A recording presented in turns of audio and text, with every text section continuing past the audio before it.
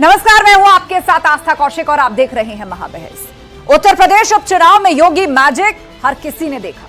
CM योगी की रणनीति और ग्राउंड जीरो पर ताबड़तोड़ प्रचार बीजेपी के लिए अच्छे नतीजे लेकर आया और आज नए चुने गए विधायकों के सम्मान समारोह में सीएम योगी ने 27 की तैयारियों का इशारा भी दे दिया। सीएम योगी ने कहा कि कुंदरकी में विपक्ष के जाति वाले दांव को वोटर्स ने नकार दिया है, उल्टा तीर विपक्ष को ही लगा है। सीएम योगी ने चुनौती दी कि जिस तरह करहल में जीत का अंतर घट रहा है, 27 में करहल में भी कमल खिल जाएगा। सीएम योगी का ऐलान साफ है। अब सवाल यह है कि क्या 9 सीटों का जनादेश, 27 का विजय संदेश और एसपी का गढ़ तोड़ा अब घर तोड़ने की तैयारी और उपचुनाव का संदेश 27 में भी योगी वर्सेस अखिलेश। इन्हीं सवालों के इर्द गिर्द आज की महाबहस करेंगे, लेकिन पहले ये रिपोर्ट।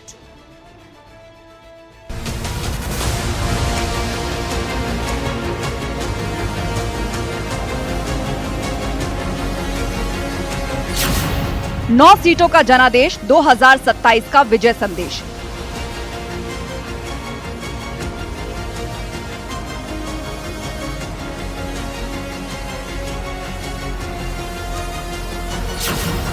एसपी का गढ़ तोड़ा, अब घर तोड़ने की तैयारी। जो लोग कल तक हमें जाति के नाम पे बांटते थे और तमाम बात के आधार पर बांटते थे, उनको मालूम होगा कि उनका जो तीर था उल्टा उन्हीं के लिए साबित हो गया है। और श्री रामवीर सिंह कुंदरकी में रिकॉर्ड वोटों से, आप सोचिए, एक ऐसी विधानसभा में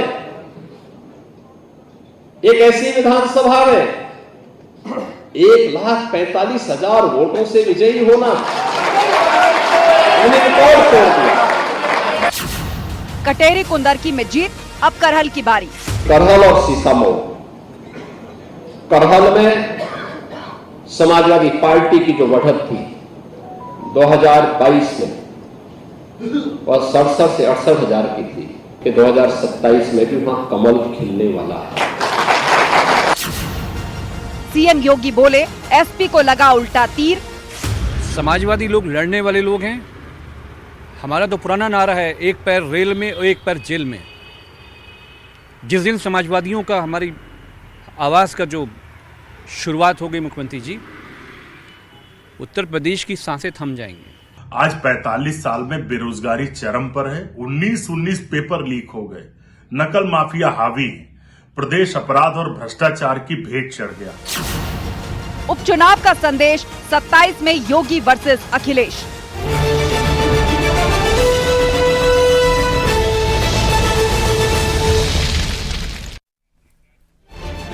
और वक्त महाबहस के सवालों का है, जिन पर फोकस है आज की पूरी डिबेट। तो पहला सवाल, 9 सीटों का जनादेश, 27 का विजय संदेश। 9 सीटों पर जो उपचुनाव हुए उसमें भाजपा ने 7 सीटें जीती, इसके बाद बीजेपी इसको जनादेश मान के चल रही है। और दूसरा सवाल ये कि 2027 का जो विजय संदेश जिसे बीजेपी मान के चल रही है, एसपी का गढ़ तोड़ा, उसके बाद अब घर तोड़ने की तैयारी। अब कटेरी कुंदरकी जीत गए, नजर अब करहल पे है। क्या बीजेपी इसमें सफल होगी? सवाल यह भी कि उपचुनाव का संदेश 27 में योगी वर्सेस अखिलेश। तो उपचुनाव के बाद बीजेपी के हौसले बुलंद हैं और 2027 में भी तैयारी और रणनीति की धार कसने की जो कवायद है वो तेज हो चुकी है। चर्चा के लिए समीर सिंह जी हमारे साथ हैं, बीजेपी प्रवक्ता, अनुराग भदौरिया जी हैं, सपा प्रवक्ता, सुधा मिश्रा जी कांग्रेस स्पोक्स पर्सन हमारे साथ जुड़ चुकी हैं, डॉक्टर परमवीर सिंह राजनीतिक विश्लेषक और राजेश पासवान जी दलित चिंतक। सभी मेहमानों का स्वागत है। लेकिन शुरुआत अनुराग जी आपसे करते हुए, अब ये जो 3K फैक्टर रहा, ये 9 सीटों पर जो उपचुनाव हुआ, कटेरी कुंदरकी करहल, अब भाजपा कटेरी और कुंदरकी तो जीत गई, अब नजर करहल पर है और कहा यह जा रहा है कि जो जीतने का मार्जिन घटा है उसके बाद अब अगली बारी करहल की, कमल खिलेगा वहां। देखिए, सवाल यह है, सत्ता का चुनाव और सत्ता के चुनाव में सत्ता का दुरुपयोग सबने देखा। अब तो माननीय सर्वोच्च न्यायालय भी कह रहा है कि उत्तर प्रदेश की पुलिस सत्ता का आनंद ले रही है, ये मैं नहीं कह रहा हूं। और उसके पहले भी आपने देखा, चुनाव आयोग 7 पुलिस वालों को सस्पेंड कर दिया। तो कहीं ना कहीं कुछ तो है। जो समाजवादी पार्टी इतने दिन से कह रही थी कि पुलिस अपनी ताकत का दुरुपयोग कर रही है, किस तरह से जब चुनाव हो रहे थे उपचुनाव में देखा गया किस तरह से पुलिस ने अपनी ताकत का दुरुपयोग किया और तांडव किया, किसी से छुपा हुआ नहीं है। अब तो सर्वोच्च न्यायालय ने भी बोला है ना, उनके कार्यशैली पे सवाल तो सर्वोच्च न्यायालय ने भी उठाया है। सर्वोच्च न्यायालय सवाल उठा रहा है, चुनाव आयोग सवाल उठा रहा है, विपक्ष जिसको जनता चुनती है वो भी सवाल उठा रहा है। अब बताओ बचा क्या है बोलने को? कुछ बचा है तो भाजपा बता कह रही है दीजिए। करहल में कमल खिलेगा अगली बार। मैं बोलता रहा हूं हाँ। आपसे, वही तो मैं कह रहा हूं। मैं कह रहा हूं ना कि जिस तरह का माने दुरुपयोग, तंत्र का आपने राजनीतिक इस्तेमाल किया, और उस तरह से आपने कैसे चुनाव में लोगों को, चुनाव में जिस तरह से आपने देखा कि कैसे बैरिकेडिंग लगाई गई, कैसे उनके आईडी चेक कर रहे थे, कैसे उनको वोट डालने से प्रभावित किया, किस तरह से उनको डराया। चूंकि देखो सिंपल लोग होते हैं गांव के, पुलिस अगर 2-4 बार उनके गांव चली जाती तो बेचारे डर जाते हैं। आई कार्ड अगर 10 बार चेक कर लोगे तो डर ही जाएंगे। तो सवाल ये उठता है कि आप इस तरह से चुनाव लड़ोगे तो फिर ये क्या कहो? सभी समीर जी दलीलें सुन रहे हैं आपकी नजर तो करहल पर है, और मुख्यमंत्री ने कहा है कि कुंदरकी का मॉडल पूरे यूपी में लागू किया जाए, पर विपक्ष अभी से कह रहा है कि जो बेईमानी उपचुनाव में की अगर ऐसी ही चलती रही तो फिर तो करहल क्या, आप खुद समझदार हैं, आगे कितनी सीटें यूपी में? नहीं देखिए आस्था जी, मैं दो बातें कहूँगा। एक तो अभी मैं समाजवादी पार्टी के प्रवक्ता को सुन रहा था, इनकी विवशता इनकी बातों में झलक रही थी। मैं एक तो उत्तर प्रदेश की जनता को और आपको सबको, समाचार जगत के लोगों को बधाई देना चाहता हूं कि उत्तर प्रदेश की जनता और समाचार जगत के लोगों ने, माननीय मुख्यमंत्री योगी जी ने जो 2017 से हिंदुत्व और विकास, सुशासन का जो मंत्र फूका था उत्तर प्रदेश में, आज उत्तर प्रदेश की जनता ने 9 बाई इलेक्शन में उस पर मोहर लगा दी है। अभी मैं भदौरिया जी को सुन रहा था, पुलिस ने ऐसा कर दिया, प्रशासन ने ऐसा कर दिया, इन्होंने ऐसा कर दिया। अरे मैं पूछना चाहता हूँ भदौरिया जी, हम 7 सीट जीते जिसमें कुदरकी और करहल, कुदरकी हम जीते, करहल हार गए। कुदरकी में 1 लाख से अधिक वोट से जीते, 70% से अधिक मुस्लिम समाज ने भारतीय जनता पार्टी को वोट दिया। जो नफरत की दीवार आप खड़ा किए थे उस दीवार को हम गिराने में कामयाब हो गए, और आप जो हिंदू मुसलमान की लड़ाई लड़ाते थे उसको हम, उस नैरेटिव को हमने फेल किया है। माननीय मुख्यमंत्री जी योगी जी पर और भारतीय जनता पार्टी पर, करहल की जनता हो या कुदरकी की जनता हो, उन्होंने विश्वास व्यक्त किया और बड़े मार्जिन से हम कुदरकी जीते। लेकिन करहल की चर्चा करते हैं, आप कहते हैं वोट डालने नहीं दिया। अरे वोट पड़ा नहीं तो आपकी मार्जिन घटी कैसे? और यादव समाज ने भारतीय जनता पार्टी को वोट दिया, जो 67,000 से अखिलेश यादव जीते थे करहल विधानसभा 2022 में। आस्था जी वो 14,000 पे जीत पाए, पूरा परिवार लड़ा था, पूरी पार्टी लड़ी थी। ये तो फैक्ट्स उजागर कर दिए उन्होंने। अब कुंदरकी में इतने लाख का मार्जिन, और दूसरी तरफ आप ये कह रहे हैं कि वोटर को रोक दिया। अब आखिर कितना वोटर रोक दिया गया? अच्छा, 1 लाख से ऊपर का मार्जिन, और करहल में भी घट गए आप लोग। सुन लीजिए आप अभी ये कह रहे थे कि करहल 68,000 से जीते, आपकी तो मात्र 17,000 से। तो ये बताइए, पिछले तो अभी उपचुनाव हुआ था तो हम उसमें आजमगढ़ हार गए थे ना, फिर हम आजमगढ़ जीत गए कि नहीं जीत गए? नहीं, आजमगढ़ जीत गए कि नहीं? अरे रुकिए, उनकी भी दलील है। हाँ बोलिए। सुनिए, आजमगढ़ हार गए थे ना अभी बाई इलेक्शन में, फिर हम जीत गए कि नहीं जीत गए? कन्नौज इसके पहले हम हार गए थे ना, फिर हम जीते कि नहीं जीते?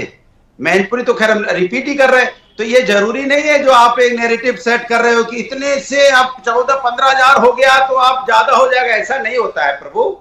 जहां चुनाव लोग हारते हैं वहां चुनाव जीत भी जाते हैं। आजमगढ़ हमने रिपीट किया ना, आप जीते जो अभी तो बाई इलेक्शन जीते थे, बड़ा टंका पीट रहे थे बाई इलेक्शन जीतने के बाद। अब आजमगढ़ हार गए कि नहीं हार गए? हार गए कि नहीं हार गए? 14 आप बताओ, हार गए कि नहीं हार गए? तो सवाल ये है कि आज हम 43 सीटों पे खड़े हैं। पहले हमारी 5 सीटें होती थी, आज हम 5 से 43 पे चले गए, कल 43 से 70 पे चले जाएंगे। और आप यही देखते रहना, आप यही कैलकुलेट करते रहना।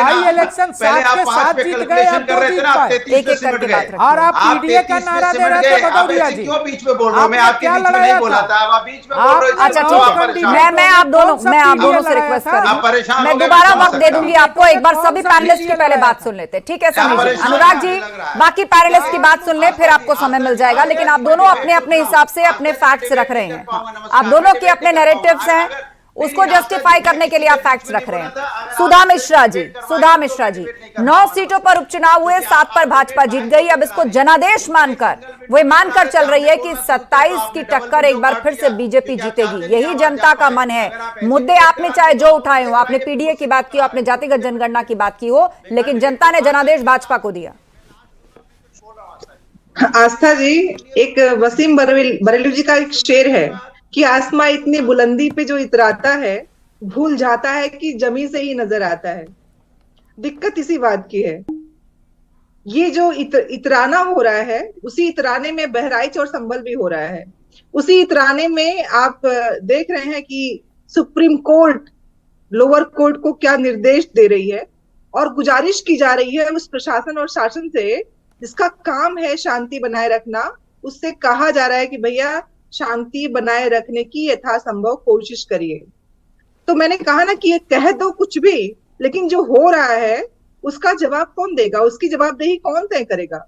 अगर सिर्फ चुनाव जीतना ही उद्देश्य है इस देश में, प्रजातंत्र में, तो भाई मुबारक हो इन लोगों को जिसको अपने उत्तर प्रदेश और देश की जो व्यथा है वो दिखाई नहीं पड़ रही है।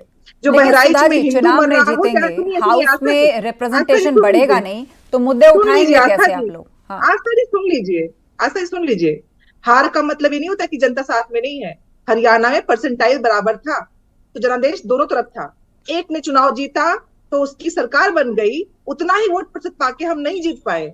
इसका मतलब ये है कि जनता आधी है जो इनको चाहती, आधे से कम है। इस बात को कौन कहेगा?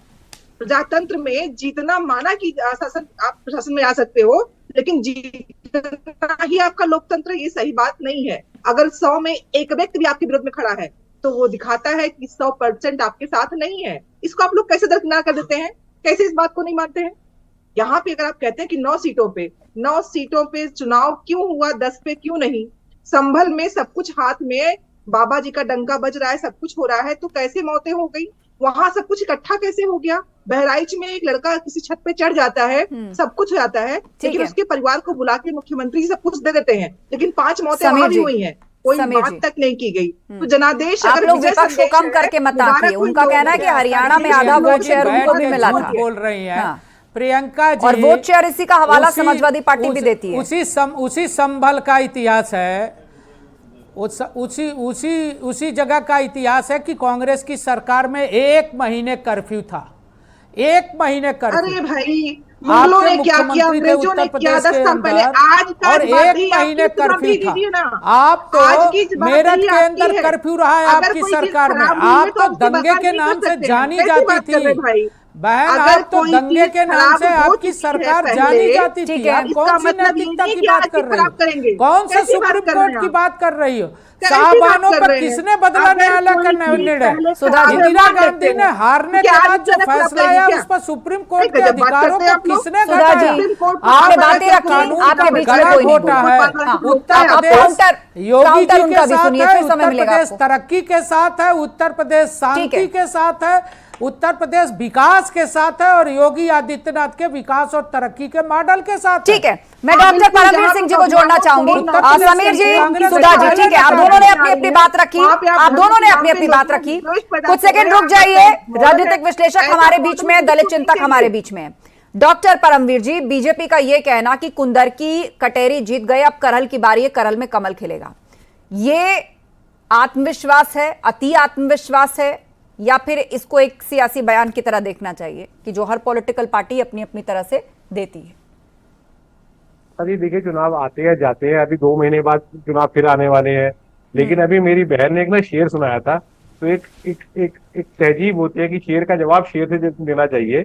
शबीना अदीब जी का शेर है ये कि जरा सा कुदरत ने क्या नवाजा कि आप बैठे हो पहली सफ में, अभी से उड़ने लगे हो हवा में, अभी तो शौहरत नई है। तो देखिए, ये चुनाव आएंगे जाएंगे, अभी तो बहुत कुछ चल रहा है यहाँ पर। आपने जो बातें बताई थी पहले कि संविधान खतरे में है, आपने सब कुछ बताया वहां पर, लेकिन अभी आपके महाराष्ट्र में चुनाव हुए, झारखंड में चुनाव हुए, वहां पर ये मुद्दे गायब थे। तो ठीक है, आप राजनीतिक पार्टी हैं, आप कीजिए जो करना है आपको, लेकिन बार बार मुद्दे चेंज करने से काम नहीं बनेगा। अभी आज एक राजीव गांधी जी का पुराना वीडियो है, 84, 85, 86 का होगा, मुझे ध्यान नहीं है वहां से, वहां वो बैलेट पेपर के ऊपर भी शक कर रहे थे कि 8% बीजेपी का वोट था, तब उनको 2 सीट मिली, और जब 12% वोट हुआ तो 86% उनको सीट मिली। तो इस हिसाब से वो बैलेट पेपर भी शक कर रहे थे। राहुल गांधी जी आज शक कर रहे हैं ईवीएम के ऊपर। तो इस तरीके से बार बार बातों को घुमाएंगे तो काम ठीक नहीं चलेगा। शेरो शायरी अपनी जगह पर है, लेकिन राजनीति अपनी जगह पर है। ठीक है परमवीर जी, इन सब चीजों को अनुराग भदौरिया जी हमें दोबारा ज्वाइन कर चुके हैं। अनुराग जी, बात पूरी आपकी समाज का दर्पण है, कहीं अलग से नहीं होता सुधा जी, है। एक सेकंड सुधा समाज जी, से अलग नहीं है कुछ भी। सुधा जी सपा को बोलने दीजिए, मैं आपको दोबारा नहीं बता दूं मुझे कि शेरो शायरी समाज। ठीक है, आपको मौका मिलेगा। अनुराग जी बोलिए, हमको ना बताएं। देखिए आस्था जी, हम लोग यहाँ डिबेट करने आते हैं। अगर आपको मुर्गा लड़ाई करवानी है तो एक बार उनको बुलवा दो, एक बार हमको बुलवा दो। ये मुर्गा लड़ाई मत करवाइए डिबेट पे। लड़ाई तो आप ही वो लोग जब बोले तो करते नहीं, जब वो बोले आपने सिंगल विंडो काटा, अब मेरे सुन लीजिए ना, वो जब बोले तो सिंगल विंडो, हम जब बोलने चले तो आपने डबल काट दिया कि लड़ लो आपस में, कि जिससे कि हमारी बात ना जा पाए। ठीक नहीं है। अगर ऐसी आपको डिबेट कराना है तो मुझे मत बुलाया करो। क्यों देख रहे हैं अनुराग जी? सब लोग विंडो में और लगातार विंडो में। विंडो की चिंता मत करिए, आप बात पूरी करिए। हमें विंडो की नहीं, आप डबल विंडो काटती तभी तो लड़ रहे ना भाई। वो सिंगल विंडो अपनी बात कहकर आप दोनों आपस में लड़ रहे हैं ना। मैंने आपसे नहीं कहा था आप वाद विवाद करिए, मैंने तो आपको रोका। बल्कि अरे आपने दोबारा मुझे क्यों रोका? आपने और पर्याप्त समय आपको मिला अनुराग जी। आपने अपनी भी बात कही, आपने दूसरे पैनलिस्ट के पीछे भी बोला और डबल विंडो वाद विवाद भी किया, जिसको आप खुद कोट कर रहे हैं। समय बर्बाद और दूसरी चीज ये विषय नहीं है, दूसरी चीज ये विषय नहीं है। आप अपनी बात रखिए। समीर जी शांत रहिए, आप शांत रहिए। समीर जी, अनुराग जी बात पूरी बीजेपी वाले थोड़ी है कि हम आएंगे डिबेट कर कुछ भी आए पाए बोल के चले जाएंगे। बोलिए, बात पूरी करिए। सवाल ये है, मैं कह रहा हूं भारतीय जनता पार्टी को इस बात का एहसास हो रहा है कि वो चुनाव हार रहे हैं। जब आदमी हारने लगता है ना, उनको लग रहा है कि अब आने वाले दिनों में जनता के साथ तो हमने कोई काम किया नहीं, हम नफरत की राजनीति का लगातार नफरत की बात कर रहे हैं। हर जगह देखिए इनकी सरकार जब से आई है दंगा देखने को मिल रहा है। चाहे दंगा बहराइच का हो, चाहे कासगंज का हो, आप देखो संभल में हो गया। अब जो जिम्मेदार इनकी थी, मैं नहीं कह रहा हूं, सर्वोच्च न्यायालय ने भी इन पे उंगली उठाई है कि ये किस तरह की राजनीति कर रही है इनकी पुलिस से। मैं तो कह नहीं रहा हूं, अगर हम कह रहे हैं तो आप मुझे टोक देते, लेकिन हम नहीं कह रहे हैं। सर्वोच्च न्यायालय कह रहा है, चुनाव आयोग कह रहा है, विपक्ष कह रहा है। उसके बावजूद भी इनको ऐसा लग रहा है कि हम जीत रहे हैं। अरे आप कहीं नहीं जीत रहे हैं, जमीन से आप खसक चुके हैं, हट चुके हैं। आप सत्ता का दुरुपयोग करके कितने दिन तक जीत पाएंगे भाई? जब चुनाव होगा उसके बाद तो जनता अपना मत करेगी ना। विकास की राजनीति करने रहे आप, महिला समस्या पे बात नहीं करते, बेरोजगारी पे बात नहीं करते, महंगाई पे बात नहीं करते, किसान समस्या पे बात नहीं करते। ठीक है, अब जवाब ले लेते हैं अनुराग जी, जवाब ले लेते हैं। मूलभूत सुविधाएं बोलिए बात समीर नहीं जी, करते, आप नफरत की राजनीति करते हो। नफरत राजनीति कितने बोलिए जवाब समीर जी आपका। उसके बाद हमारे बीच में राजेश पासवान जी भी हैं, दलित चिंतक, मैं उनका रुख करूंगी, लेकिन उससे पहले 20 सेकंड समीर जी की बात करते हैं। मैं इनको बताना चाहता हूं, अरे अब तो चुप हो जाओ, सुन लो ना। आपकी पार्टी जब बनी और मुलायम सिंह जी मुख्यमंत्री बने तो चौधरी चरण सिंह की पार्टी तोड़ के मुख्यमंत्री बने। 93 में आपने बसपा के कंधे पर हाथ रख के सरकार में आए और मायावती की हत्या करने का प्रयास किया। 2003 में आपने किसी तरह तिकड़म से सरकार बनाई। 2012 में एक बार आपको उत्तर प्रदेश की जनता ने मौका दिया। 2012 से 17 उत्तर प्रदेश की क्या दुर्गति आपने किया, ये उत्तर प्रदेश देखा है। इसके बाद आप कोई चुनाव नहीं जीत पाए। 14 हम जीते, 17 हम जीते, 22 में ऐतिहासिक घटना हुई कि उत्तर प्रदेश में योगी आदित्यनाथ जी की सरकार को 272 सीटें मिली। आस्था जी, आज तक किसी को भी 272 सीटें नहीं मिली थी दोबारा। 40 साल में किसी ने दोबारा सरकार नहीं बनाया था कांग्रेस के अलावा। मैं पूछना चाहता हूं भदौरिया साहब से, आपकी जानकारी कम है, जानकारी पूरा करो। आप अनुराग जी, आप कब सरकार बनाए हो? आप कब सरकार बनाए हो? आप बताओ ना। जवाब देखिए, मुझे दलित चिंतक का रुख करना है। अनुराग जी 10 सेकंड मिलेंगे आपको। देखिए अभी 2024 बोलने में जीव लड़खड़ाने लगी। 43 सीट जीते हैं, आप 33 पे आ गए। क्यों भूल गए? कह रहे कब जीते हो? 43 सीटें जीती है समाजवादी पार्टी लोकसभा में, देश की तीसरी नंबर की पार्टी बन चुकी है, और आप किस गुमान में खोए पड़े मुझे समझ में नहीं आ रहा है। सवाल है कि हमने विकास की राजनीति पे बात की थी, आप फिर नहीं बात करें। आपको पता है आदरणीय कल्याण सिंह जी का सम्मान किसने किया था? समाजवादी पार्टी ने। आपके मुख्यमंत्री थे, उसके बाद आपने क्या उनके साथ व्यवहार किया था? अरे आप तो उनके फूल भी नहीं चढ़ाए मरने पर। आपने तो ऐसा काम किया कि मुंह दिखाने लायक नहीं हो। कल्याण सिंह के पार्थिव शरीर पर एक पुष्प भी नहीं चढ़ाया, माल एवेन्यू तक गए नहीं आप। आपको शर्म नहीं आती कल्याण सिंह का नाम लेने पर भदौरिया जी?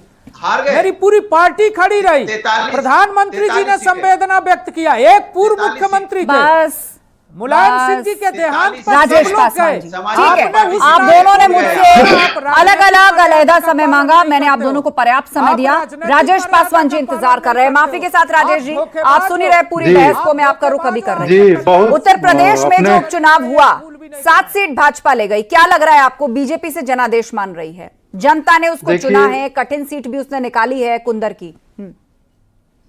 देखिए बहुत शायराना डिबेट हो रही है। एक मैं कहावत कहना चाहूंगा कि जहां लूट पड़े तहां टूट पड़े, जहां मार पड़े तहां भाग पड़े।